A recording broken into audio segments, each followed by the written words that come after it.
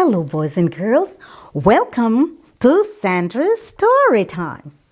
But today we are going to focus on a Bible story, very important today. Yes, when you see me dressed like this, we're going to find out the story, right? I guess some of you might know what it's about. Well, there was a man who was the Pharaoh of Egypt. He was a king where he lived in a royal palace.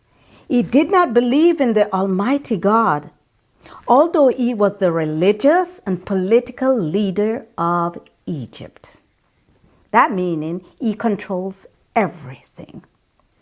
Well, the Israelites were God's chosen people, but they were in bondage under Pharaoh. Now, to free the Israelites from under Pharaoh's bad treatment, God used Moses as their leader.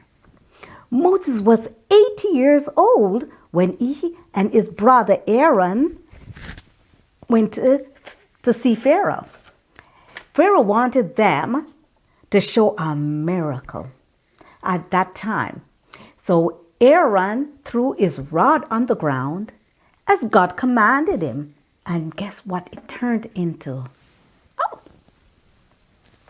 It turned into a serpent. Pharaoh called his physicians. And guess what they did? They threw their rods down. And it turned into snakes. But guess what? Aaron's rod swallowed up their rods. Pharaoh's heart was hardened. So he refused to let God's people go. God sent Moses and Aaron before Pharaoh the next morning to let his people go so they could worship him in the wilderness. These are the plagues that came on Egypt because of Pharaoh. Well, first, we are going to have, in Exodus 7, it said, Then Aaron stretched his rod in the river Nile, and all the waters of Egypt turned to blood. Yes. Pharaoh's magicians did their magic and turned water to blood too. So Pharaoh did not let the Israelites go. Well, next, guess what happened?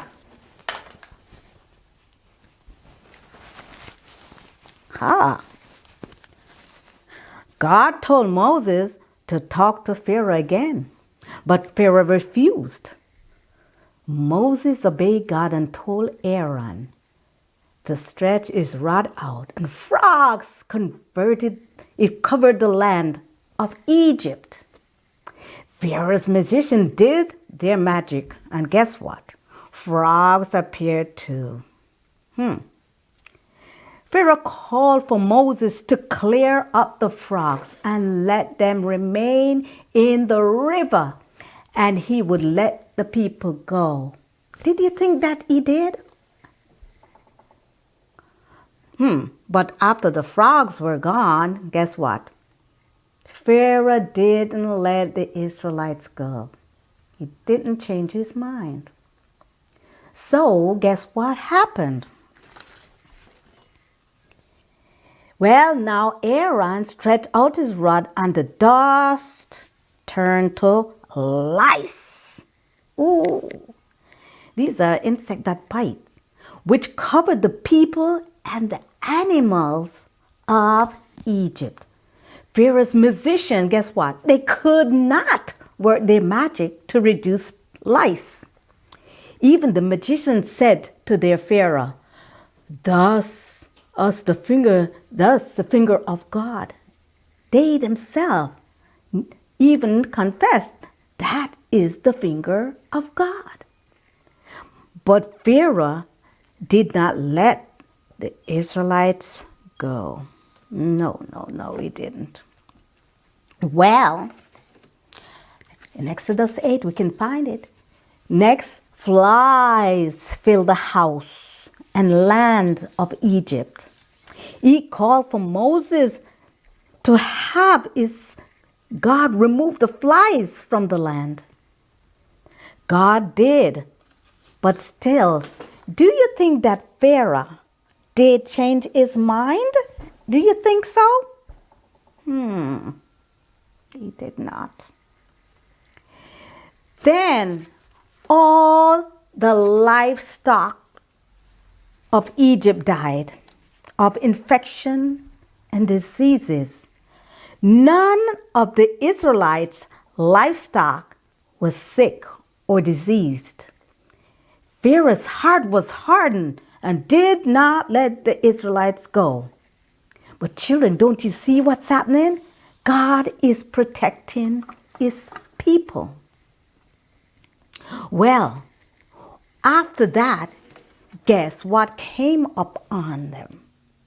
Because Pharaoh was so wicked, a festering boil break out on the Egyptians and their animals and the magicians.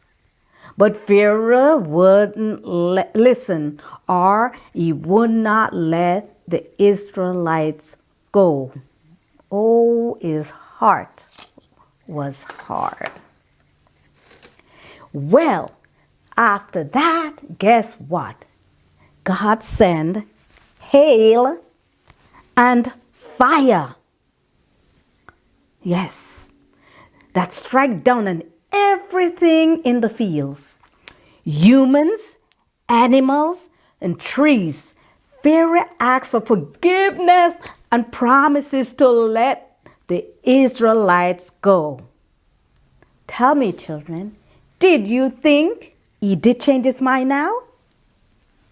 If you say no, you are correct. No, he did not change his mind. Well, the next time, guess what? He had locusts. Oh yes, devour every tree and plants in the land of Egypt. Pharaoh asked for forgiveness. Do you think he was really, truly humble? No, he wasn't going to humble himself because he does not let the Israelites go. So, guess what happened? Oh my, do you think he would after this? Let's see.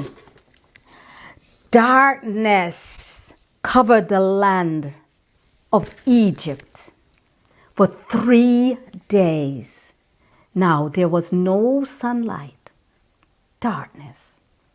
Pharaoh promises to let the Israelites and their cattle and the children go. When he saw all that, but again, guess what? Pharaoh's heart was hardened, so he changed not his mind. And he did not let the people go. Well, Pharaoh's heart was dark, it says, and angry. He told Moses to go away and not come back. That's what he said. And threatened him that he would kill him.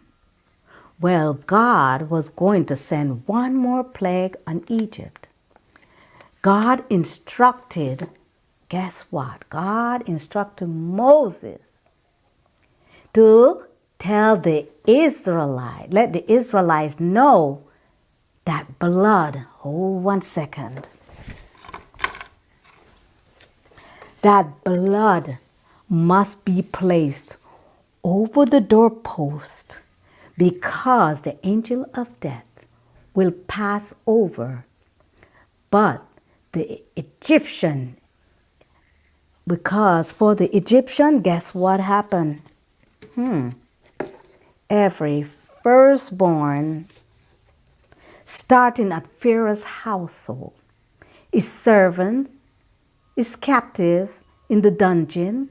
Cattle of Egypt died. Pharaoh finally let, guess what, the people go. Yes, he finally did. Huh. But I don't know. You don't think that his heart was very happy with that, do you think? The Israelites finally let Egypt go, but Pharaoh pursued them to the Red Sea. I'm going to stop right there because I will come back with another story to continue with that. Now, James 1:22 says, "But be doers of the word and not hearers only, deceiving yourself." You see, Pharaoh, people think that they can just do things to kind of cover up and get away. No. When God talks, we must listen. You see, we will suffer the consequences if we choose to disobey God. We cannot trick God. Pharaoh could not humble his heart or even ask for forgiveness. That's why he kept going back on his word. But in all his actions, God's mighty hand was protecting his people. Do you want protection from God? If your answer is yes, let's learn to listen and obey him today. Okay? Let's pray. Oh, wonderful, loving Father, we give you the glory, the honor, the praise. We thank you so much for loving us and protecting us, guiding us, fighting for us. Help us to be true to you. Help us to know your love deep in our hearts. Help us to ask forgiveness where it needs to be asked.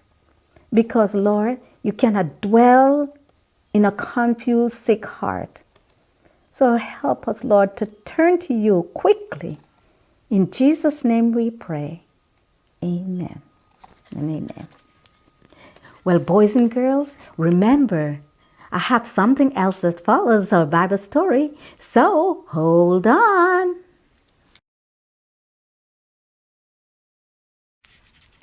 Hello, boys and girls. Welcome to Nature Nuggets. Today we are going to talk about flamingos. Yes. Flamingos has long necks and long skinny legs. They live in the Caribbean, South America, Africa, Middle East, or so. And the American flamingo, their wingspan, see, wingspan ranges up to 5 feet. That's really tall. And weighs in 5 to 6 pounds and stand up to 5 feet tall. Yes. There are 6 species, and they say 3 species of the flamingo, which is the American, the greater, and lesser. They also vary in sizes. Now, the baby chicks are born gray or white. So when they get older, they change color. The flamingo eat algae and crustaceans like shrimp, seafood, and some plants. Now listen how neat this is. As how a carrot is orange, it has carotenoids, which give carrots its color. So the flamingo feeds on the algae and the shrimp, which causes their feathers and legs to become pink. Their speed is about 35 to 37 miles per hour. Do you think you could outrun a flamingo? You think so? That's pretty fast though. They also can fly for hours to find food. Researchers say they can live 25 to 30 years. And the researchers say that flamingos like to gather in large groups. So I guess they like socializing. Come to think of it, Human beings do need each other. We need to communicate, laugh, and share. So, we do serve a wonderful God, don't we? Well, to hear more of Nature Nugget, remember to subscribe, share, and like. We'll see you next time. So I'll be posting every 2 weeks. So see you then. Bye, boys and girls. Bye.